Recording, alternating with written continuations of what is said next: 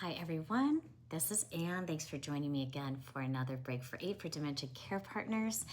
Just a heads up, I'm going to do hopefully a shorter education piece today and replay the meditation from 2 days ago because it went a little long and Instagram cut it off. So good learning experience. So I think it's a good one. So I just wanted to make sure we got it all in. And I also wanted to let you know before we begin that there's the option to lay down for today's meditation relaxation piece. So if you want to go ahead and grab a towel or a yoga mat to make that more comfortable, just go ahead and do that now. Of course, you always have the option to participate in a sitting position. So yesterday I went to just a lovely dementia education session for care partners who had a chance to ask questions. And I love this type of session because I think it's just a great space for people to feel that they're not alone, that others have the same questions they do. And selfishly for me, as a dementia educator, it's always nice for me to hear what those questions are. So one of the interesting ones last night was asked by a woman who's caring for her spouse who's living with dementia, and her daughter was also there, and it was just such so heartwarming to see the support and the love they have for one another and the dad and the spouse. So their question was interesting to me, and it was why doesn't dad feel cold when he opens the door and goes outside? So a little backstory they shared was that he grew up in Jamaica and he's always been a runner.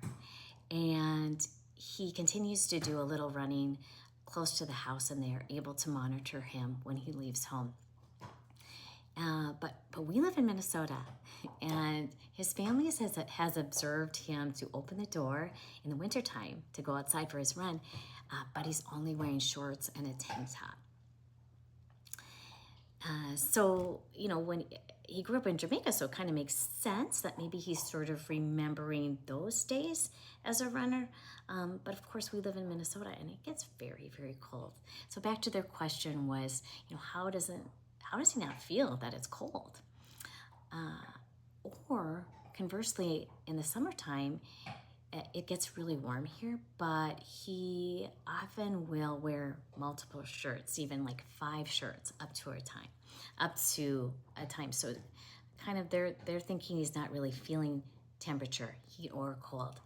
So one thing that we really commonly see in dementia, and I would say sort of more as dementia is sort of progressing into the more moderate phases, is disruption in dressing ability, selecting appropriate clothing for the weather, or making dressing errors. Maybe people will put things on inside out, or wear their shirts backwards, or not zip, or miss a button.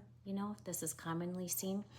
But I think their issue is not necessarily a problem with sensation or feeling temperature, but it's an indication that his higher level thinking skills have become disrupted, like kind of self-awareness or making decisions or choices about what to wear. And then problem solving, feeling cold and knowing what to do about it. That's kind of the next step, right? So if we think about this more from a cognitive rather than a sensory perspective, we can actually help him be safe, but also as independent as possible. The first thing I asked was, is this a problem? If he's wearing 5 shirts, is that a problem? And when they thought about it, they're like, no, not really. It's just wrong, right? So kind of changing our mindset. If it's not a problem, if no one's in danger, this is one of those things we can just let go, hopefully. Now say it's 10 degrees outside, and he's going out for a run in a tank top and shorts. And of course, this is a potentially dangerous situation, so it's a problem, right? So one of the things we can do for this is approach it in a couple different ways. To help him maintain his independence and autonomy around getting dressed, but also to maybe sort of steer him in a better direction. So number one, we could change out his clothing each season, move the winter clothes out of the closet and out of the dresser, and bring the summer clothes in. So this kind of limits his options, but he's still able to choose what he wants to wear. Number two, we could set out with him the clothes for the next day, before bedtime. Number three, we could offer him choices in the morning. Do you want to wear your blue track pants or your green insulated track pants, to make sure he still has a choice, some autonomy, but we're steering him in a different direction. Number four, which they already have in place, is just some backup, just for safety, some backup door chime or alarm system that will alert people to when he's actually leaving the house. So kind of double check his clothing selection and then just know that he's out of the house. So we can kind of monitor him. I think they monitor him on their phones. Okay, so that's it for today. I promised a short session and I'm sticking to it. If you have other questions about things that come up like this, please go ahead and put them in the comments and I will get to those at another session. But for now, just stay tuned for the meditation and I'll see you next time.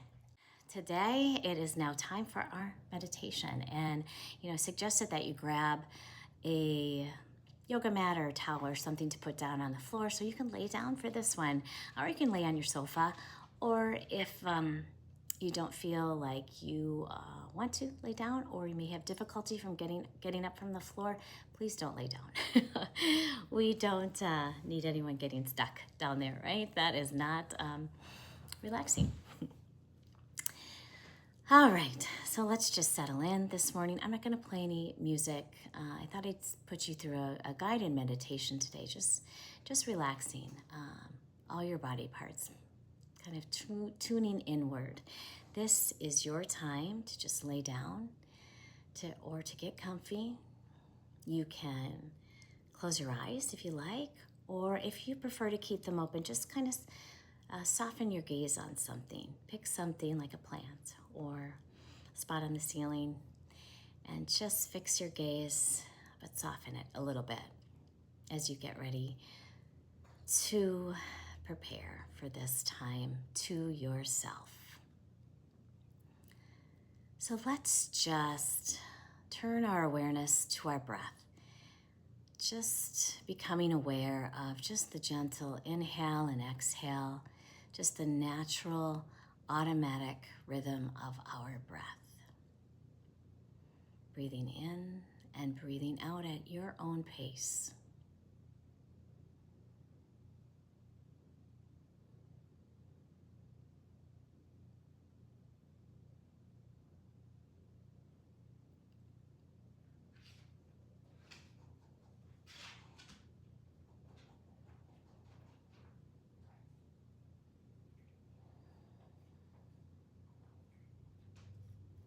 Just want to have you do a quick body scan from your head to your toes, just becoming aware of any areas of tightness that need to soften.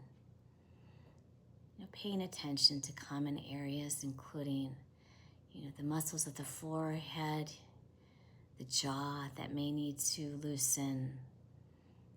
You may feel like you need to drop your shoulders away from your ears and allow those to sink into the surface beneath you.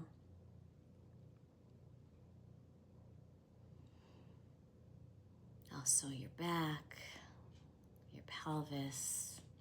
Just allow your extremities, your arms and your legs, just to feel weighted and heavy as they relax into the floor.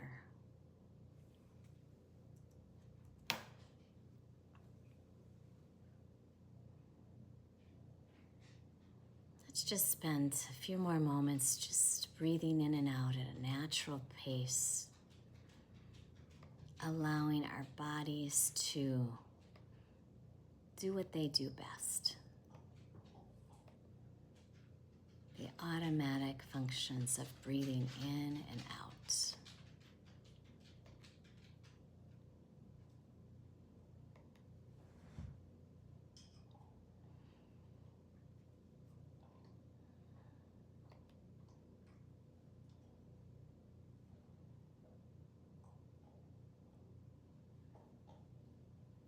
would like you just to become aware of your lower body. And we're going to start just picturing your toes. And just imagine just a beautiful wave of relaxing energy moving up into your toes, into the soles of your feet.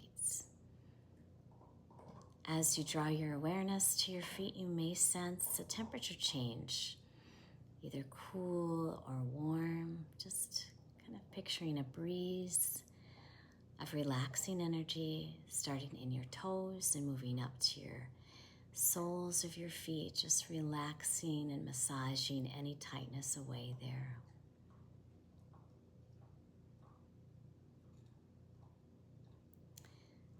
Imagine that energy move into your heels and circle your ankles. Nothing you need to do.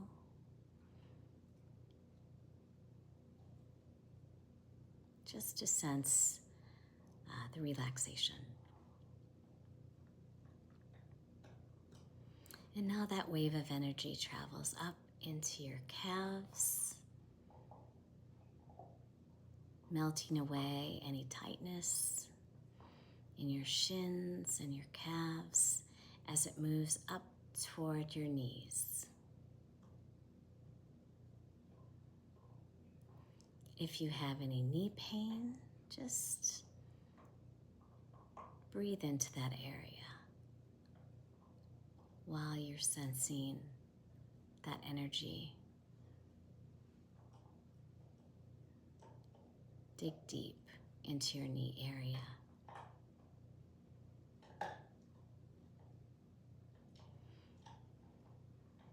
And now picture that energy moving higher up into your thighs, to your quadriceps, to your hamstrings, kind of spiraling deep down near the bone as it moves up through your powerful legs to your pelvis area. This is what some practitioners call your first chakra. And I won't talk too much about chakras. It's just an interesting thing to note that the first chakra is thought of as our center for safety.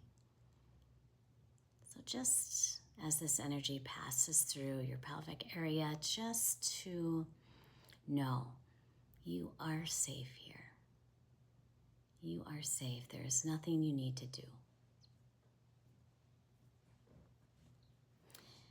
So we'll imagine this energy move up into your abdomen, into your solar plexus area, which is right above your belly button. And allow the energy again to kind of flow through all your organs. Just imagine that relaxing energy just calming your digestive system as it moves up into your rib and chest area, into your heart space. Let's just allow that relaxation to settle in and around your heart.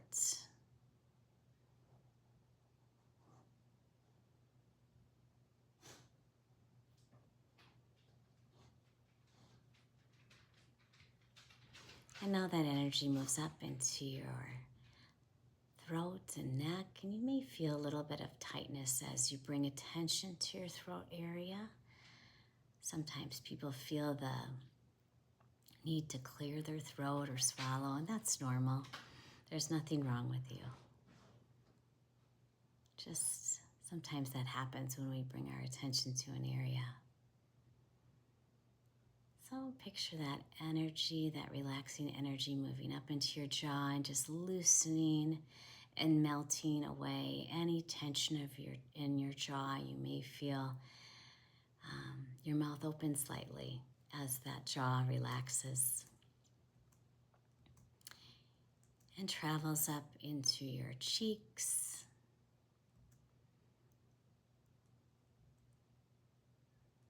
Imagine that relaxation as a cool compress over your eyes, reviving and relieving any tiredness or tightness that we often feel in that area. And allow the energy to wiggle up into your forehead as your muscles in between your eyebrows relax and melt. And then finally feel that energy move into your scalp. Kind of tingling like a scalp massage.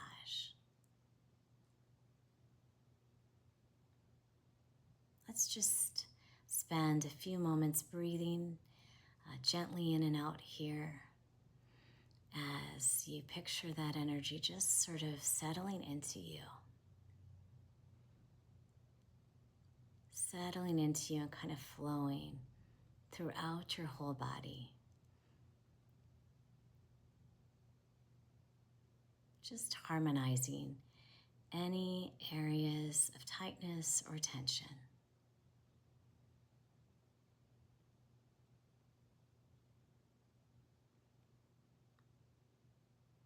You could even picture just a gentle wave of energy just moving up your body and down your body. Like a gentle ripple on a still pond or a still lake as it appears first thing in the morning or at dusk. Just a gentle ripple of energy settling in and going deeper into your bones.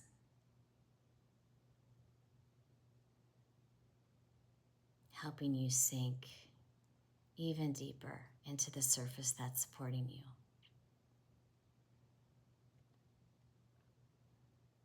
And now if you can, I'd like you to bring your knees into your chest and then just hold your knees at your chest. So you're kind of folded together. And if you're seated, you can just bring your knees up to your chest here and wrap your arms around them, or if it's more comfortable, you can bring one knee in and leave the other leg straight.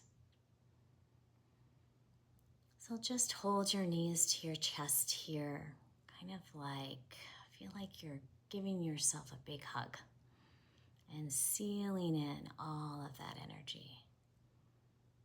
It may even feel like it's focused in your heart space right now.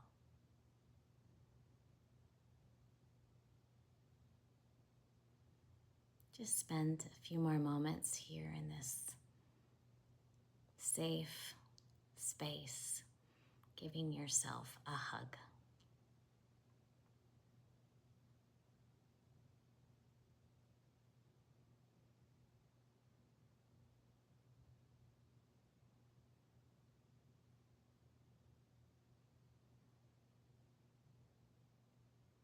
You can continue to stay here if you like, or if you're ready, just release your knees, bringing your legs back down to the floor. You may want to give yourself just a long body stretch right now. Same thing in seated, just stretching your arms over your head, straightening your legs and pointing your toes, giving yourself a nice long body stretch.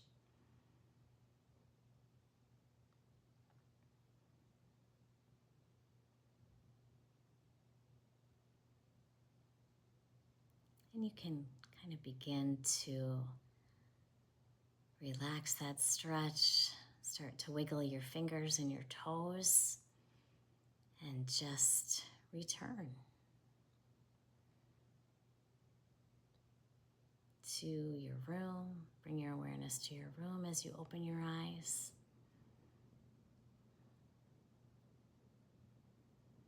Just take a few cleansing breaths, a little more deeply now, breathing in through your nose and either out through pursed lips or a wide mouth with a kind of sound.